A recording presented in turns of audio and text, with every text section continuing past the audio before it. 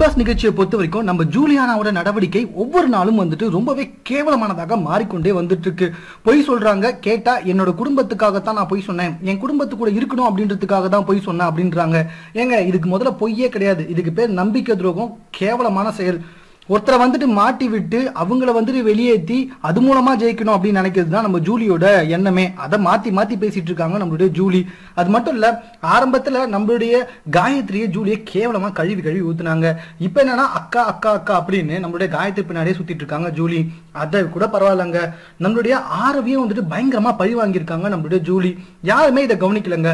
அதாவது நம்மளுடைய ஜூலி வந்துட்டு முதல்ல ஆரவை பார்த்தாலே எனக்கு ஒரு மாதிரியா இருக்கு, அவனை எனக்கு பார்த்துக்கிட்டே இருக்கணும் போல இருக்கு, நான் அவனை லவ் பண்றேன்னு நினைக்கிறேன் அப்படின்னு காயத்ரி கூட்டு போயிட்டு தனியா உட்காந்து ரகசியமா பேசினாங்க.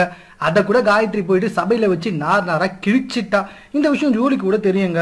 அப்படியே ஆரோ மேல அவ்வளோ பிரியமா இருந்த நம்மளோட ஜூலி தற்போது எவிக்ஷனுக்கு யார் பேரை நாமினேட் பண்றா அப்படின்னு சொல்லி கேட்டதுக்கு ஆரோ பேரை நாமினேட் பண்ணிருக்காங்க அப்படின்றது தான் ரொம்பவே வியப்பான விஷயங்க. எதுக்காக ஆரோ பேரை நாமினேட் பண்ணிருக்காங்க அப்படின்னு சொல்லி பாத்தீங்கன்னா, ஆரோ வந்துட்டு நம்மளுடைய ஓவியாவுக்கு மட்டுமே சப்போர்ட் பண்ணி வந்துட்டு இருக்காராம், ஜூலிக்கு சப்போர்ட் பண்ணியா. அதனால ஆரோ பேரை எவிக்ஷன்ல தள்ளி விட்டு இருக்காங்க.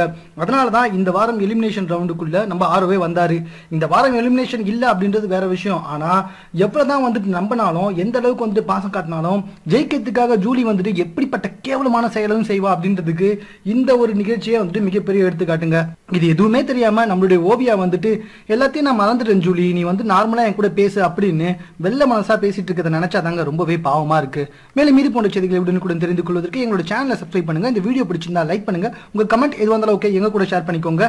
மேலும் பிக் பாஸ் குறித்த முழு எபிசோடையும் பார்ப்பதற்கு ஹாட் ஸ்டார் இணையதளத்தை பயன்படுத்திக்கோங்க. தேங்க்யூ.